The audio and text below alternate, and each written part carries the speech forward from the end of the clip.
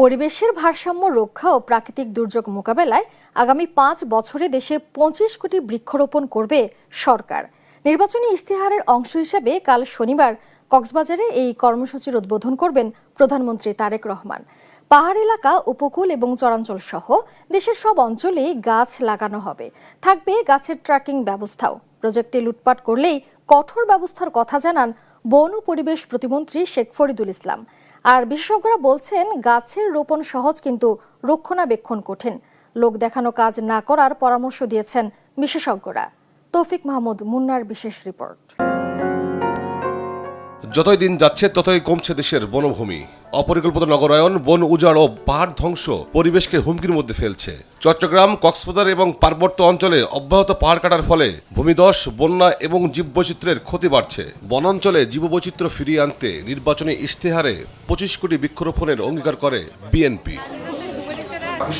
দায়িত্ব নিয়েই অগ্রাধিকার ভিত্তিতে বৃক্ষরোপণ কর্মসূচি বাস্তবায়ন নিয়ে কাজ করছে বন ও পরিবেশ মন্ত্রণালয়। উপজেলা, জেলা ও বিভাগ ভাগ করে উপকূল, সমতল ও পাহাড় অঞ্চলে হবে বৃক্ষরোপণ, জানান বন ও পরিবেশ প্রতিমন্ত্রী। রাস্তার পাশে, রেল লাইনের পাশে এক এক জায়গায় এক ধরনের গাছ হবে। তো সেই গাছগুলো নিয়ে আমরা পরিকল্পনা করছি এবং বিভাগ ওয়াইজ, জেলা ওয়াইজ, এমনকি উপজেলা ওয়াইজও আমাদের করা লাগতেছে। কারণ দেখা যাচ্ছে যে একই উপজেলা, বাট উপকূলের একটা অংশে লবণ পানি বেশি আর একটা অংশে একটু কম, তো ওখানেও ভ্যারাইটি আছে। তো এইগুলো নিয়ে আমরা কাজ করে আমরা চেষ্টা করছি সত্যিকার অর্থে আমাদের মাননীয় প্রধানমন্ত্রী তার অগ্রাধিকার প্রকল্প বা বলা ছিল যে ফ্ল্যাগশিপ প্রোগ্রাম হিসেবে এই যে ২৫ কোটি গাছ লাগানো, আমরা চাই আমরা যখন চলে যাব দায়িত্ব ছেড়ে তখন যেন এই ২৫ কোটি গাছ যেন অবস্থান করে।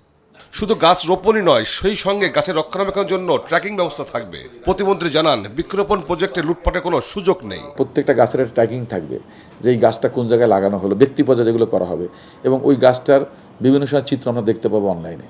মানে সেইভাবে তারা ছবি তুলে আপলোডও করতে পারবে, আবার স্যাটেলাইট ইমেজও দেখা যাবে কিন্তু গাছটা হেলথ কেমন আছে বা কী অবস্থা আছে। যদি কোথাও আমরা দেখি এরর দেখি, তাহলে সেখানে প্র্যাকটিক্যালি আমরা ভিজিটও করতে পারবো। তো আমরা চাচ্ছি সব কিছু মিলে এই প্রকল্পটাকে আমরা বাস্তবায়ন করতে নির্মোহভাবে, যাতে আমাদের তাপমাত্রা আমরা কমিয়ে আনতে পারি। এদিকে নগর পরিকল্পনাবিদ ইকবাল হাবিব জানান, লোক দেখানো বৃক্ষরোপণ করে কোনো লাভ নেই। গাছ রোপণের পাশাপাশি নজর দিতে হবে রক্ষণাবেক্ষণে।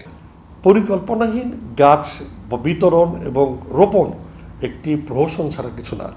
গাছের রোপণ খুব সহজ বাংলাদেশে, কারণ এমন রহমতের দেশ, বীজ পুণ্যি গাছ হয়, কিন্তু তার লালন পালন, বৃদ্ধিকরণ, সামাজিক বনায়নের যে সুন্দর উদাহরণ রয়েছে, সেই আলোকে আমাদেরকে বাস্তবায়নমুখী একটি কর্মসূচি নিতে হবে। সেই পরিকল্পিত যাত্রা যতক্ষণ না হবে বনায়ন, বৃক্ষরোপণ সাকসেসফুল বা কার্যকর, না হবে আমাদের উপকূলীয় অঞ্চলের বাঁধ এবং প্রকৃতি নির্ভর সমাধান দিয়ে তাকে বাঁচানোর ব্যবস্থা করা। আমি বিশ্বাস করি পরিকল্পিত উদ্যোগ এবং জনগণকে সম্পৃক্ত করে সমন্বিত উদ্যোগ ছাড়া এই বৃক্ষরোপণ কর্মসূচি বাস্তবায়ন সম্ভব নয় বলে জানান এই নগর পরিকল্পনাবিদ। তৌফিক মাহমুদ মুন্না, দেশ টিভি, ঢাকা।